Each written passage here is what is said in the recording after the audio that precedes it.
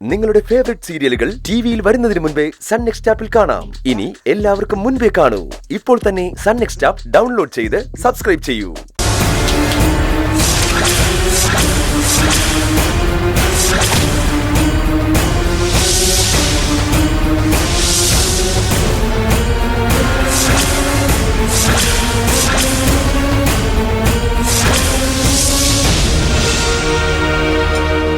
അതൊന്നും ഞാനും അറിഞ്ഞിട്ടില്ല.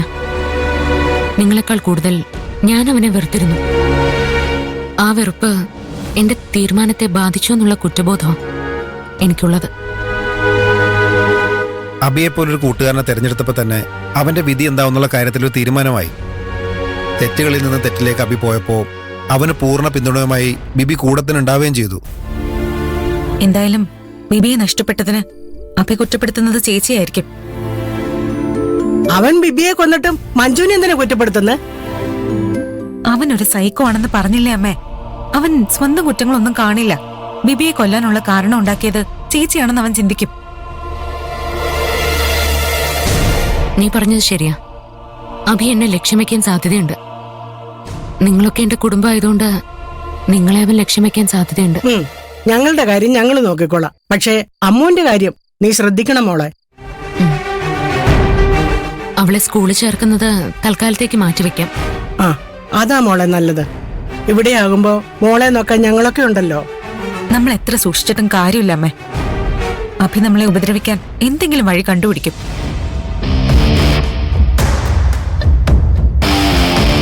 അവന് വേണ്ട സഹായം ഗോപാലിനും സ്വപ്നയും ചെയ്തു കൊടുക്കുകയും ചെയ്യും.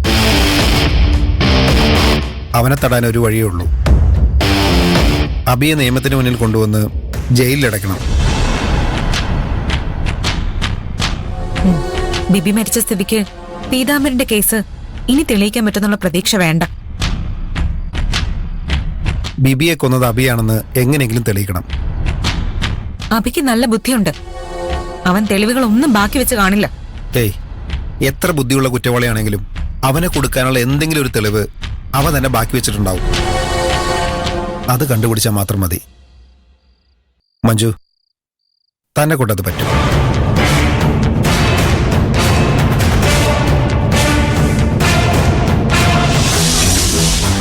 Yes sir, I can understand sir. എനിക്ക് 2-3 ദിവസത്തെ സമയം മാത്രം തന്നാ മതി. അഭിയൊരു സൈക്കോപാത്താ. അങ്ങനെ ഒരാളെ സമൂഹത്തിൽ സ്വതന്ത്രമായിട്ട് വിടുന്നത് എത്രമാത്രം അപകടമാണെന്ന് സാറിന് ഊഹിച്ചൂടെ? എനിക്ക് കുറച്ച് സമയം കൂടി നൽകിയ ഞാൻ അവനെ നിയമത്തിന് മുന്നിൽ കൊണ്ടുവരിക മാത്രമല്ല, ജനങ്ങൾക്കിടയിൽ പോലീസിന് നഷ്ടപ്പെട്ട പേര് എനിക്ക് തിരിച്ചു പിടിക്കാനും കഴിയും. Okay sir, thank you.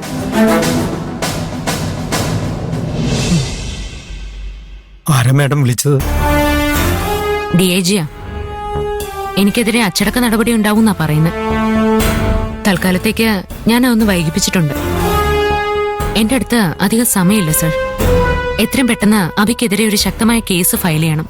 പീതാംബരനെ കൊന്ന കേസിൽ അബിക്കെതിരെ നമുക്കൊന്നും ചെയ്യാൻ പറ്റില്ല മാഡം. അതെനിക്കും അറിയാം. പക്ഷേ ബിബിയുടെ മരണം ആത്മഹത്യയെല്ലാം തെളിയിക്കാൻ നമുക്ക് ശ്രമിച്ചൂടെ? പോസ്റ്റ്മോർട്ടം റിപ്പോർട്ട് വന്നോ? ഓ മാഡം, ബിബിയുടെ മരണം വിഷം ഉള്ളിൽ ചെന്ന് തന്നെയാണ് സംഭവിച്ചത്. മദ്യത്തിൽ ഒഴിച്ച് തന്നെയാണ് കുടിച്ചത്. ആത്മഹത്യക്കുറിപ്പിലെ കയ്യക്ഷരം അനലൈസ് ചെയ്തോ? കയ്യക്ഷരം ബിബിയുടെ തന്നെയാണ് മാഡം.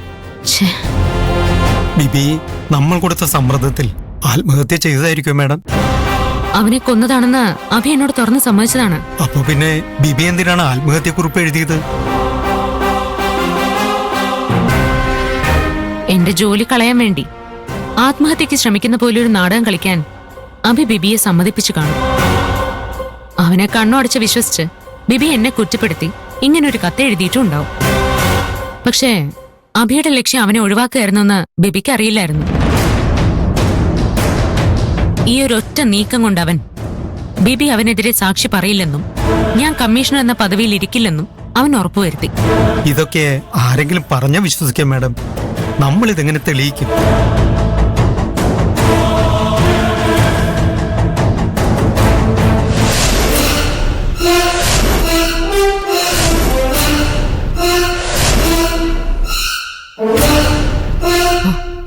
ബിബി മരിച്ചു കിടന്നപ്പോഴേ അവന്റെ കയ്യിൽ ഫോൺ ഉണ്ടായിരുന്നില്ലേ?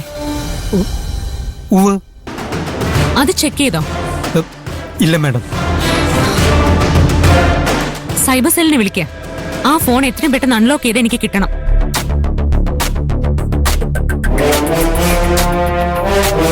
അഭിയെ കുരുക്കാനുള്ള വഴി ബേബി തന്നെ ഒരുക്കി കാണും.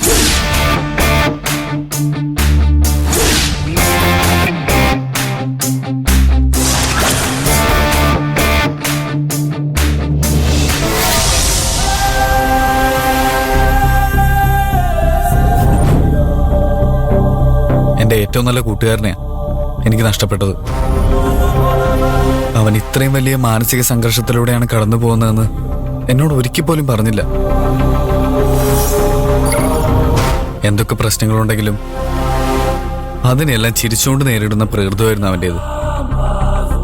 പക്ഷേ സമാധാനത്തോടെ ജീവിക്കാൻ പോലും അനുവദിക്കാതെ നിരന്തരം സമ്മർദ്ദം ചെലുത്തുന്ന ഉന്നത സ്ഥാനത്തിരിക്കുന്ന ശത്രുക്കളോട് എത്രയെന്ന് കരുതി അവൻ പോരാടുന്നേ. അവസാനം അവർക്ക് മുന്നിൽ അവന് തോൽവി സമ്മതിക്കേണ്ടി വന്നു.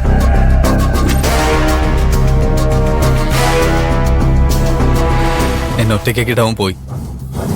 നിങ്ങളോട് എനിക്ക് ഒന്നേ പറയാനുള്ളൂ, ആത്മഹത്യ ഒന്നിനൊരു പരിഹാരമല്ല. ബിബിയുടെ മരണത്തിന് കാരണക്കാരിയായ മാഡം ഇപ്പോഴും യൂണിഫോം ഇട്ട് നടക്കുന്ന കാണുമ്പോ കഷ്ടം തോന്നുന്നുണ്ട്. സർക്കാർ നിങ്ങളെപ്പോലുള്ള ഉദ്യോഗസ്ഥരെ സംരക്ഷിക്കുന്നത് എന്തിനാണെന്ന് എനിക്ക് മനസ്സിലാവുന്നില്ല.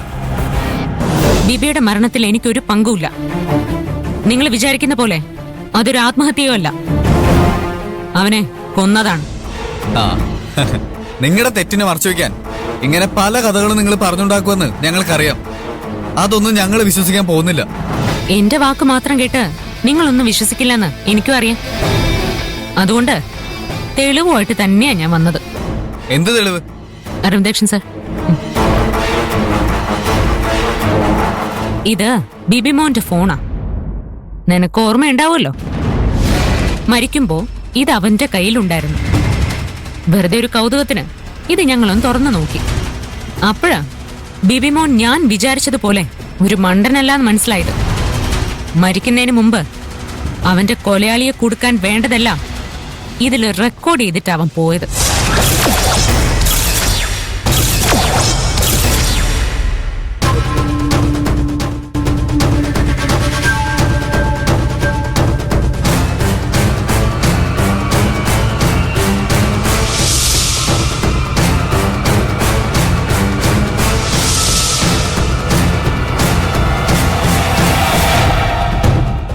ബിബി ആത്മഹത്യ ചെയ്തതല്ല, ഇവനാണ് ബിബിയെ കൊന്നത്. ഇവര് പറയുന്നൊന്നും നിങ്ങൾ വിശ്വസിക്കരുത്. പിന്നെ ആരെ വിശ്വസിക്കണം? നിന്നെയോ? എന്നോട് നീ എന്തൊക്കെ ക്രൂരതകളാ ചെയ്തതെന്ന് ഇവിടെ ഉള്ളവർക്ക് എല്ലാവർക്കും അറിയാം. സ്വന്തം തടി രക്ഷിക്കാൻ ഇവൻ ബിബിയെന്നല്ല, സ്വന്തം അച്ഛനും അമ്മയും വരെ ബലി കൊടുക്കും. നമ്മളെല്ലാം ഇവൻ കാണുന്നത് അവന്റെ കളിയിൽ ഉപയോഗിക്കുന്ന വെറും കരുക്കളായി മാത്രമാ. ആരോടും സ്നേഹവും സഹതാപവും ഒന്നുമില്ലാത്ത ഒരു സൈക്കോപാത്താ ഇവൻ. എടീ